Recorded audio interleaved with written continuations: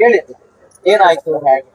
Sir ಅವರು ಮನೆಗೆ ಬಂದು ಬೈಕ್ ಬಿಟ್ಬಿಟ್ಟು ಎಲೆಕ್ಟ್ರಿಕ್ ಇವಿ ಗಾಡಿ ಎತ್ಕೊಂಡು ಬಂದ್ರು. ಅವ್ರು ಬಂದೊಂದು 10 ನಿಮಿಷಕ್ಕೆ ನಾವು ಕಾಲ್ ಮಾಡಿದ್ವಿ ನನ್ನ ಮಗಳಿಗೆ, ಊಟಕ್ಕೆ ಬರ್ತೈತಾ ಇಲ್ಲ ಆಫೀಸಲ್ಲೇ ತಿಂತಾರ ಅಂತ. ರಿಸೀವ್ ಮಾಡಿಲ್ಲ ಫೋನು ಅಷ್ಟೊತ್ತಿಗೆ. ತಿರ್ಗೊಂದು 5 ನಿಮಿಷ ಬಿಟ್ಕೊಂಡು ನಮ್ಮ ಮನೆ ಎದುರುಗಡೆ ಇರೋರು ಫೋನ್ ಮಾಡಿದ್ರು. ಅವ್ರ ಮಗ ಅವ್ರಿಗೆ ಫೋನ್ ಮಾಡಿ ಹೇಳಿದ್ನಂತೆ, ಹಿಂಗೆ ಬಿದ್ದಿದಾರಂತೆ, ಆಕ್ಸಿಡೆಂಟ್ ಆಗಿದೆ ಅಂತ. ನಾನು ಅವಾಗ ಅಲ್ಲಿ ನನ್ಗೆ ಯಾರು ಈಚೆ ಕಾಣಿಸ್ಲಿಲ್ಲ, ಬೈಕ್ ಏನೋ ಇತ್ತು, ಬರೋದಕ್ಕೆ ಯಾರು ಕಾಣಿಸ್ಲಿಲ್ಲ. ಅಲ್ಲಿ ಸ್ಕೂಲ್ ಹತ್ರಕ್ಕೆ ಬರೋ ಅಷ್ಟೊತ್ತಿಗೆ ಇನ್ನೊಂದು ಹುಡುಗ ಬಂದ ನಮ್ಮೂರಿಂದ. ಹಿಂಗೆ ಆ ಹುಡ್ಗಂಗೂ ಗೊತ್ತಾಗಿತ್ತು, ಆ ಹುಡ್ಗನು ಬಂದು ಕರ್ಕೊಂಡು ಬಂದು, ಅದು ಕಾರೇನ ಬಂದು ಗುದ್ದಿರೋದಂತೆ ಸ್ಕೂಟಿಗೆ. ಅದು ಏನೂ ಆಗಿಲ್ಲ, ಲೈಟಾಗಿ ಇದಾಗಿದೆ ಅಂತ ಅಂದ್ಬಿಟ್ಟು ಆ ಹುಡುಗರು ಹೇಳಿದ್ರು, ಡೈರೆಕ್ಟಾಗಿ ಹೇಳಿಲ್ಲ ನನಗೆ.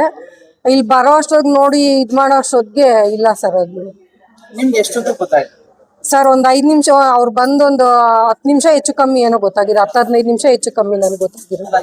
ಈಗ ತೀರ್ಕೊಂಡಿರೋದು ಏನಾಗ್ಬೇಕು? ನಮ್ಮ ಯಜಮಾನ್ರು ಸರ್ ಅವರು. ಆಫೀಸ್ ನಿಮಿತ್ತ ಹೋಗ್ತಿದ್ರಾ?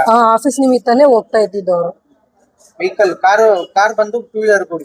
ಕಾರ್ ಬಂದು 2 ವೀಲರ್ ತಗಲಿದೆ. ನಿಮ್ಮ ಹೆಸರು? ಲಕ್ಷ್ಮೀದೇವಿ,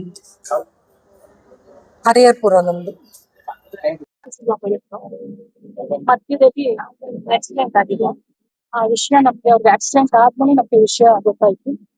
ತಕ್ಷಣ ನಾವು ಬರೋಷ್ಟೊತ್ತಿಗೆ ಜೀವನ್ ಹಾಸ್ಪಿಟಲ್ಗೆ ಕರ್ಕೊಂಡ್ಬಂದು ಅಡ್ಮಿಟ್ ಮಾಡಿದ್ದೆ.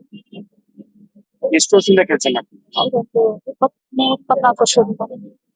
ಮೇಡಮ್, ಅವರು ಆಡಿಟ್ ಆಫೀಸಲ್ಲಿ ಆಡಿಟ್ ನಡೀತಿದ್ದು, ಬ್ರೇನ್ ಪೆನ್ ಖಾಲಿ ಆಗಿ ಬ್ರೇನ್ ಪೆನ್ ತರಕ್ಕೆ ಕಳ್ಸಿದ್ರಿ ಅಂತ ಚಿಕ್ಕಬಳ್ಳಾಪುರ ಬರ್ತಿದ್ರು ಅಂತ. ಚಿಕ್ಕಬಳ್ಳಾಪುರ ಬರ್ತಿದ್ರು ಅಂತ ಇಲ್ಲ, ಊಟಕ್ಕೆ ಅಂತಾನೆ ಅವ್ರಿಗೆ ಬರ್ತಾ ಇದ್ದಿದ್ದು. ಆಕ್ಚುಲಿ 3 ಗಂಟೆಲಿ ಚಿಕ್ಕಬಳ್ಳಾಪುರ 3 ಗಂಟೆಲ್ಲ ಅಲ್ಲ ಸರ್, ಅವ್ರು ಹೊರಟಿದ್ದೇನೆ ಮಾಮೂಲಿ ಊಟಕ್ಕೆನೆ. ಈಗ ನಿಮ್ ಎಂಪ್ಲಾಯೀಸ್ ಕೊಟ್ಟರು ಅಂತ ಮಾಹಿತಿ.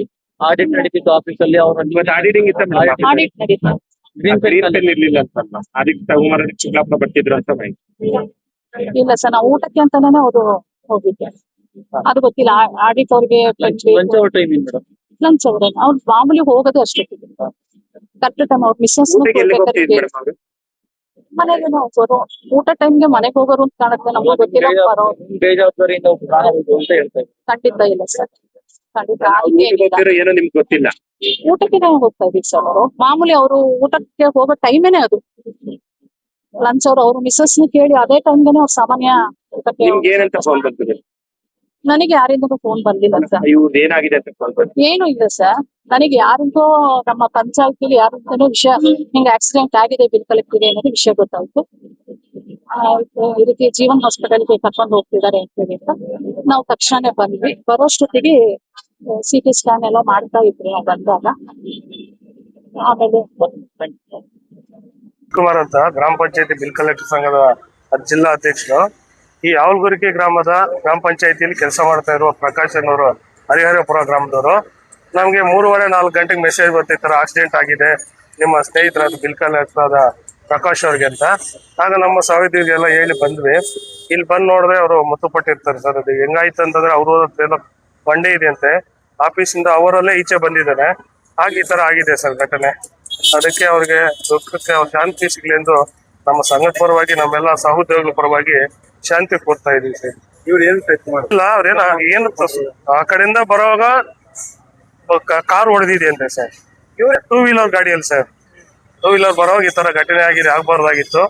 ಅದಕ್ಕೆ ನಾವೆಲ್ಲ ಒಂದು ಸೋಕ್ಷ ಮಾಡ್ತೀವಿ ಸರ್. ಇದನ್ನ ಎಲ್ಲಿಗೆ ಆಫೀಸ್ ಬರ್ತಿದ್ರೆ ಹೇಗೆ? ಆಫೀಸಿಂದ ಏನೋ ಆಫೀಸ್ ವರ್ಕಲ್ಲಿ ಏನೋ ಕೆಲಸ ನಿಮಿತ್ತ ಚಿಕ್ಕಬಳ್ಳಾಪುರ ಬರ್ತಾ ಇದ್ರು ಅಂತ ಸರ್.